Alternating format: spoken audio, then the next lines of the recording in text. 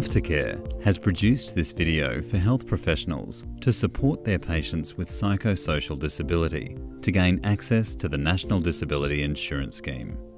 The scheme is the new way of providing individualised support for people with a permanent and significant disability, their families and carers.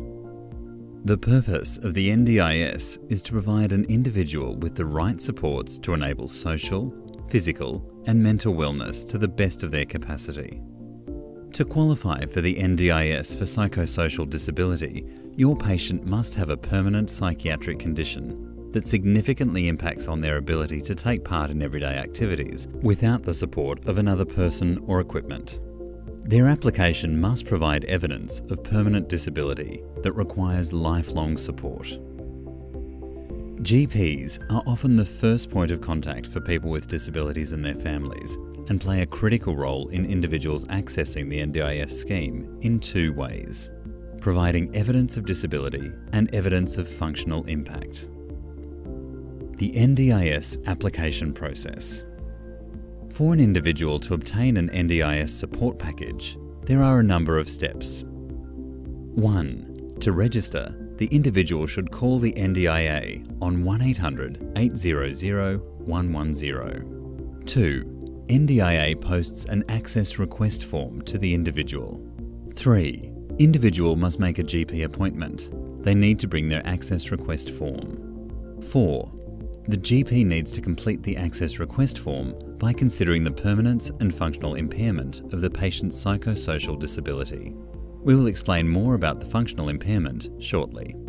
5. The GP should ask if there is any supplementary evidence or if there are any other health professionals to assist with filling out the form. 6. The patient sends the completed access request form back to the NDIA.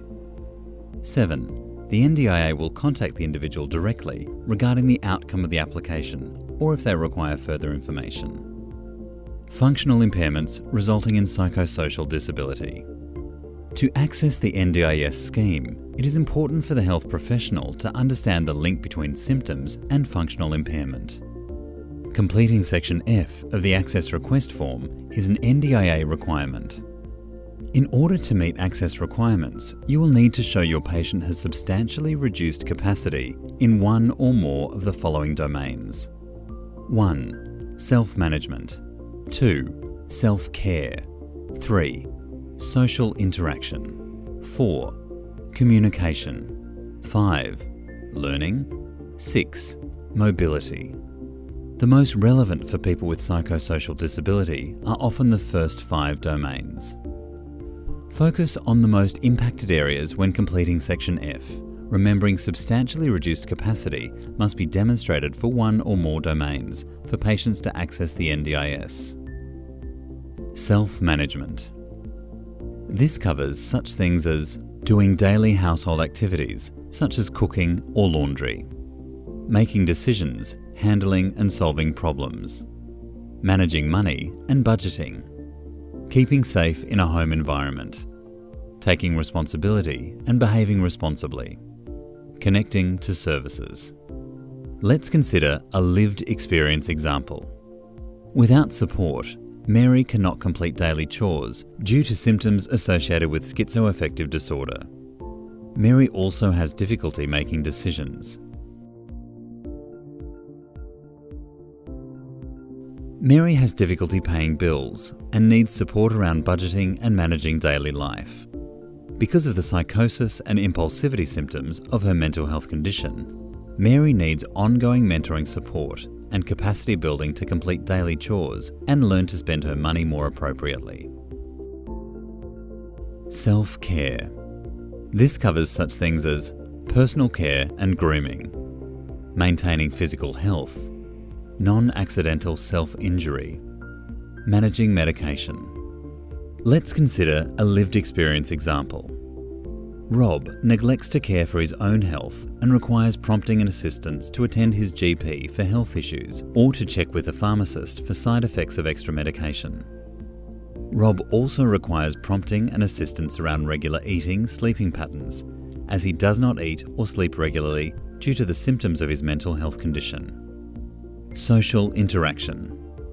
This covers such things as initiating and responding to conversation, social contact, for example, isolation and withdrawal, making and keeping friends and relationships, behaving within limits accepted by others, coping with feelings and emotions, having a sense of purpose in life, making connections in the community, interaction affected by specific behaviours, for example, overactive, aggressive, disruptive, offensive, including sexually offensive behaviours.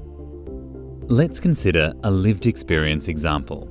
Borderline personality disorder impacts Jessica's ability to behave within limits accepted by others, cope with feelings, emotions, and maintain relationships. Jessica's impulsivity and lack of emotional regulation results in irrational behaviour towards others. Jessica isolates herself and is unable to stay in touch with friends and family. Due to these symptoms, Jessica finds it difficult to make and maintain relationships.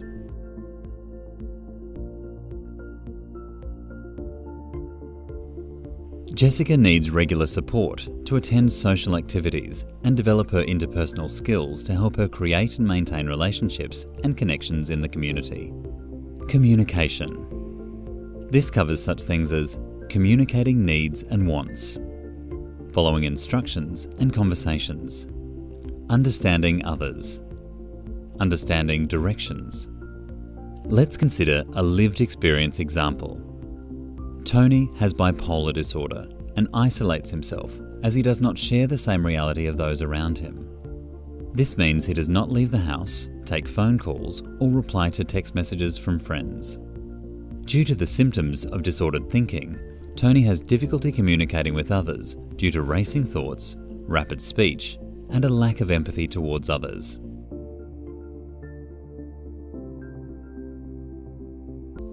Ongoing counselling and mentoring support on a weekly basis helps Tony build capacity to cope with symptoms and maintain communication with others. Learning. This covers such things as cognitive skills, for example, planning, memory, concentration, understanding information, participating in group learning, for example, classes or tutorials. Let's consider a lived experience example. Lisa has clinical depression, which has resulted in impaired comprehension, retention impairments on her memory process, retrieval impairments, and difficulties carrying out instructions independently. Lisa now needs ongoing assistance to learn new things. She has also had to move house and needs to learn how to get around her new neighbourhood, find the local shops and services, use and remember new public transport options in her new home.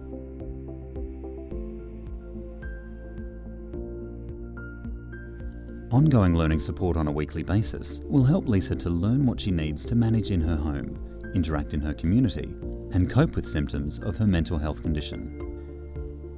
Aftercare has an evidence matrix to assist health professionals in providing evidence of psychosocial disability.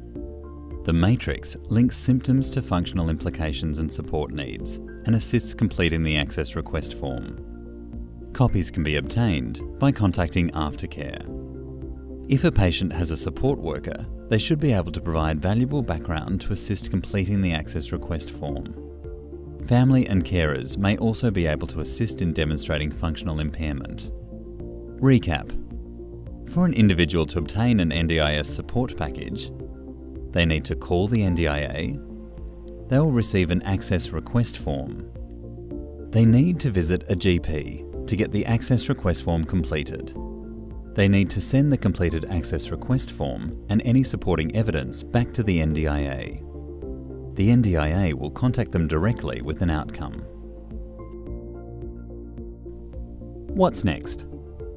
An NDIS-funded package gives individuals choice and control over their disability services and providers. Their NDIS funding will be ongoing, with periodic review of the supports in place. If an individual has not been successful with their application, they can request a review of the decision. GPs and other health professionals may be required to provide information for these review processes. For more information, contact Aftercare.